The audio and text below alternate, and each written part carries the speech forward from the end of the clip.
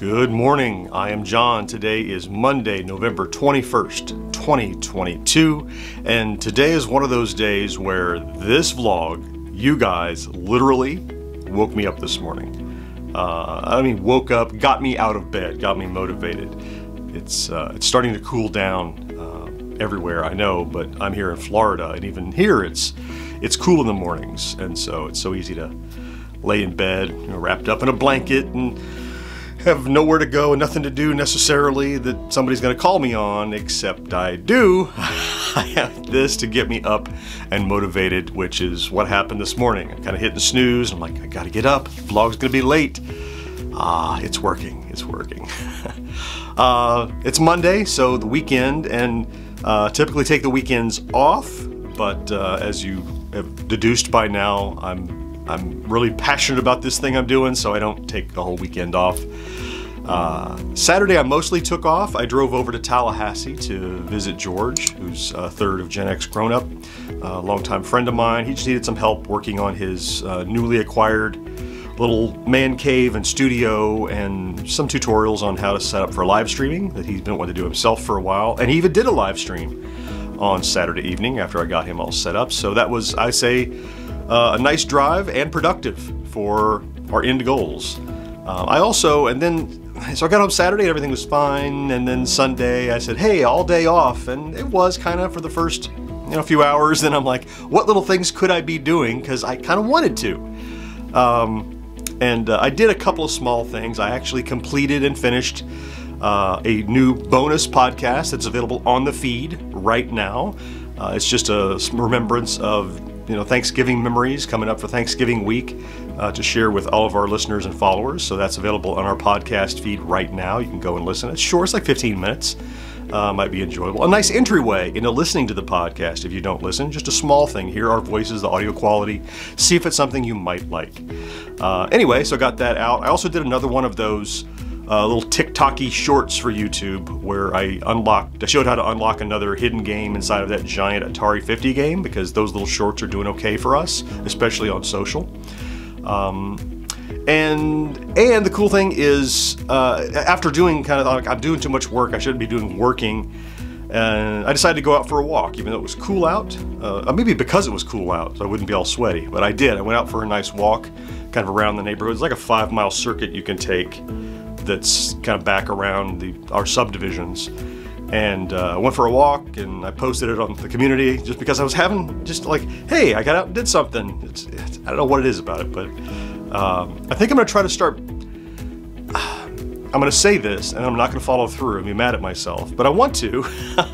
I want to start adding going for a walk into my daily part of my job, because often I had to sit on conference calls for 7-8 hours a day, and then by the time I was done with that, didn't feel like doing anything. But now if I bake that in, like I say, at X o'clock I'm going to go do that, I might, so that would be good.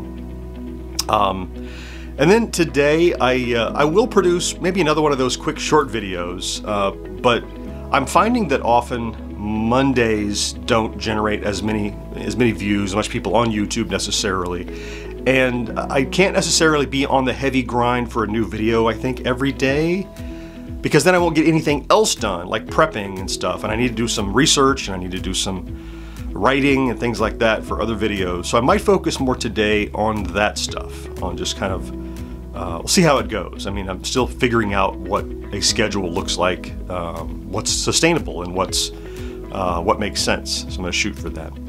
Then hopefully at some time during the day, a habit that I can't seem to break now that I'm unemployed, that seems like a logical one to break, is I've always been the kind of person who wants to go out to lunch. I know that's not cost efficient. I know that's not the best use of resources. I know it's going to be a waste of time, but I just like the change of venue. Even when I loved my job, when I worked in broadcasting, it's, hey, who we're going to lunch with today? Who we're going out with today? And it's just a social thing in my brain. So I talked before about how I'm digging through old gift cards and coupons and stuff to minimize the impact of going to lunch. But the other thing that has been benefiting my my kind of compulsion to dine out, midday, is my friends here locally who, we would regularly, we have a group text that's just kind of like, hey, where are we going to lunch today? Where are we going to lunch today? And I've been backing off of that quite a bit lately because of and instead of, I guess, the generosity of my closest friends with whom I do go to lunch, because they know my situation. And, we would always be a who's picking up the check today, and we never kept track of it. That's always kind of been how it's been. And now I know that they know that I am afraid to pick up a $50, $60 lunch check, which is just a huge chunk of money for what I otherwise could have had a bologna sandwich. And it's, and so they are, in their great generosity, like, nobody is letting me pick up a check or a tip or anything.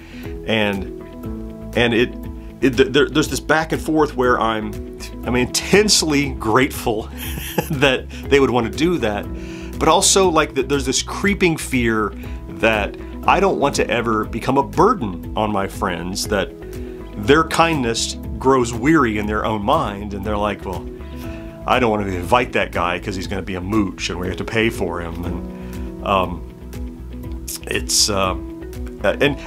look, this is not a secret.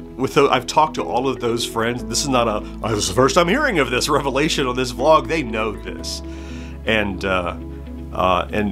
it's just that if you've ever been in a situation like this, you probably have had a similar scenario where people want to be intensely kind to you, but you're afraid to take them up on that kindness because you don't want to appear to be just a gimme person, I like to give as I get, and if I can't reciprocate, like I know I can't in the near term, then it starts to kind of gnaw at the back of my head a little bit. And I know with my closest friends that it's an irrational fear, and I've told them if it ever gets close to that, you yell at me and tell me, because I don't want to feel that way. I don't want you to feel that way or to damage anything.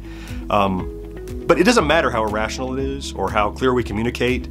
It's kind of in the back of my head all the time. And we work it out, but it's, maybe I can hit up my friends today and one of them can mooch lunch for me. Who knows? But it's just one of those little additional things that's in the back of your mind. I've offloaded all that stress and frustration with work, and I'm doing something that I'm really passionate about. But there's all these little threads that are dangling at that, and if we can get where we want to be, those threads will just evaporate, and everything will be great. I'll be self-sustaining, and I won't be a drain on the pockets of my closest friends when we go out for a bite. All right, it's time for me to get to work on this Monday. I want to thank you so much for watching this vlog, especially today. If you watch every day, I love you for that. Thank you so very much. I hope you treat yourself incredibly today. Have a wonderful day, and I will talk to you tomorrow. Bye-bye.